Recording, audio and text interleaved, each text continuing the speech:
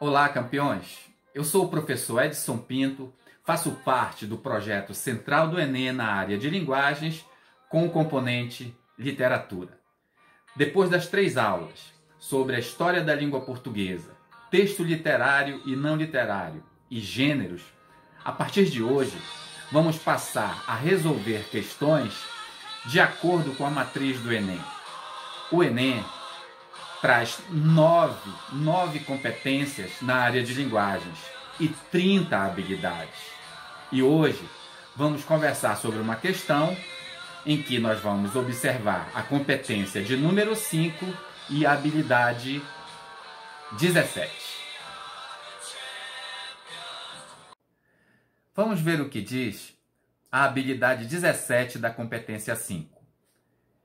Reconhecer a presença de valores sociais e humanos atualizáveis e permanentes no patrimônio literário nacional.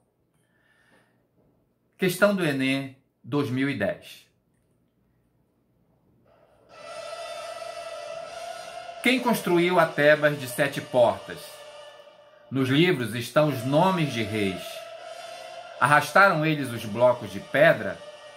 E a Babilônia várias vezes destruída? Quem a reconstruiu tantas vezes? Em que casas da Lima Dourada moravam os construtores? Para onde foram os pedreiros na noite em que a muralha da China ficou pronta? A grande Roma está cheia de arcos do triunfo. Quem os ergueu? Sobre quem triunfaram? Os Césares. Bertolt Brecht. O texto é de um dos mais conhecidos e famosos dramaturgos da Alemanha, Bertolt Brecht. Um homem que vai revolucionar a dramaturgia e vai questionar tudo aquilo que foi feito até então, principalmente a questão social, o capitalismo, a exploração do homem.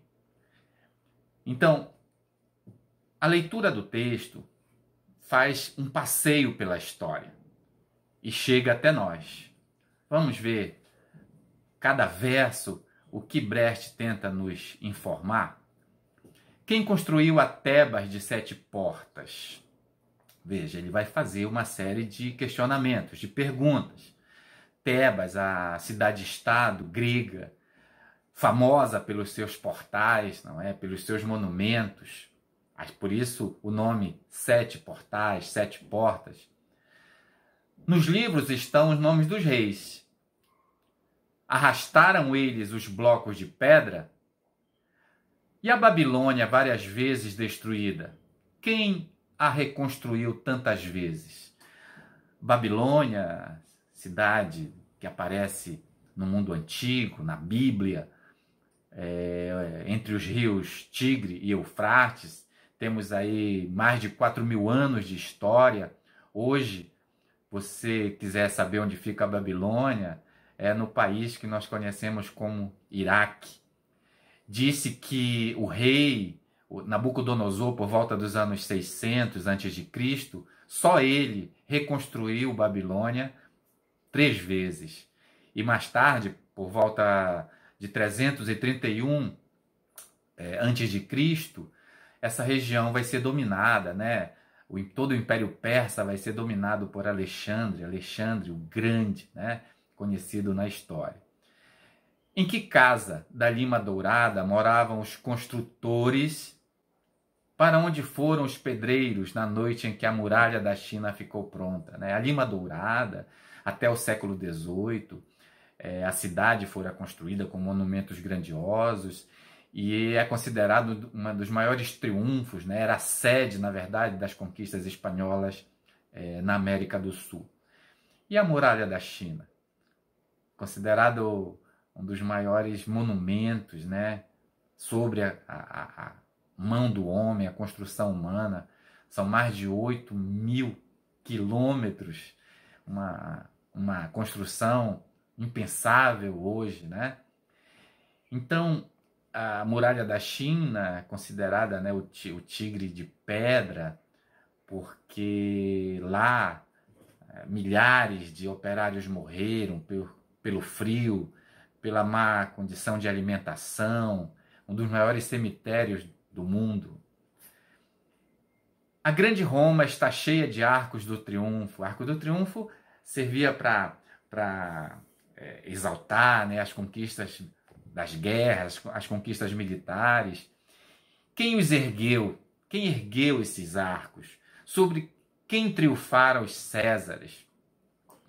O texto traz as informações de que nos livros aparecem somente o nome dos Césares, dos imperadores, dos reis. Mas o questionamento é: quem realmente construíram? Quem realmente construiu toda essa grande, grande obra humana? Foram os reis? Foram os imperadores?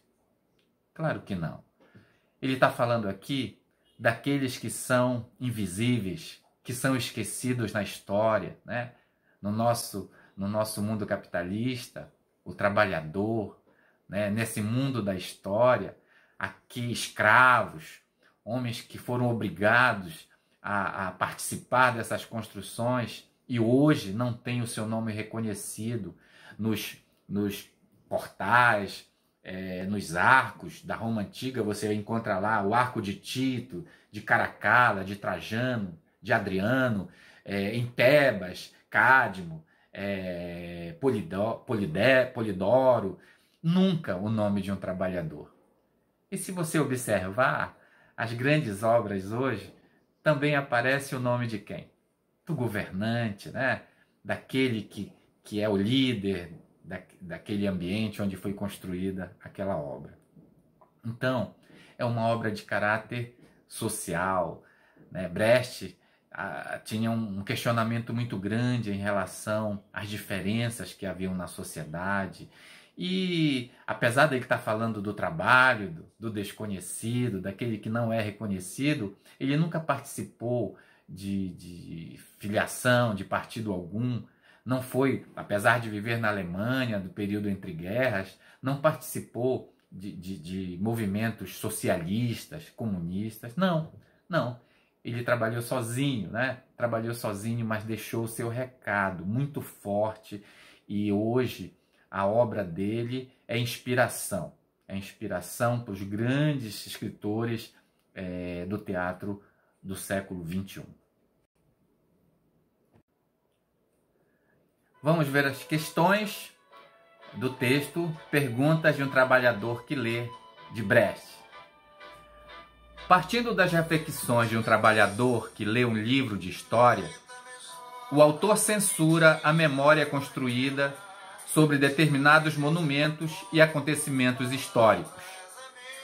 A crítica refere-se ao fato de que a. Os agentes históricos de uma determinada sociedade deveriam ser aqueles que realizaram feitos heróicos e grandiosos e por isso ficaram na memória? Não. É contra isso que o autor se põe, né? B. A história deveria se preocupar em memorizar os nomes de reis e dos governantes das civilizações que se desenvolveram ao longo do tempo. Isso é o que acontece. Mas o autor não quer que se memorize somente o nome dos grandes nomes, né? C. Grandes monumentos históricos foram construídos por trabalhadores, mas sua memória está vinculada aos governantes das sociedades que os construíram. Será que é essa? Vamos ver. Letra D. Os trabalhadores consideram que a história é uma ciência de difícil compreensão, pois trata de sociedades antigas e distantes no tempo. Também não, né? E a letra E, as civilizações citadas no texto, embora muito importantes, permanecem sem terem sido alvos de pesquisas históricas. Não é verdade, né? Há pesquisas, há informações sobre todas essas informações dadas no texto. E eu tenho certeza que se você conseguiu reconhecer a presença de valores sociais e humanos atualizáveis e permanentes nesse texto, você consegue ver presença de elementos sociais e humanos que temos até hoje? Se você percebe isso, saiba que você está diante da habilidade 17 da competência 5, da qual a questão proposta faz com que você, aluno, tente a perceber e acertar na prova.